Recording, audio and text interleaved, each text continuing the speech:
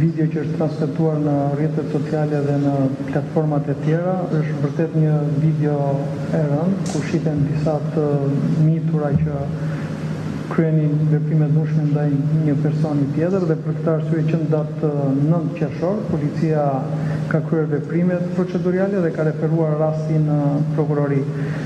Më pas, gjatë veprimeve hetimore që janë zhvilluar në vazhdimsi së bashku me prokurorin, ka vazhduar ndjekja penale. Njëra, siç e kemi bërë me di edhe më parë, njëra nga gocat ka pasur rast të përsëritur dhune dhe është arrestuar ditët në vijim, por hetimi s'ka ndaluar këtu.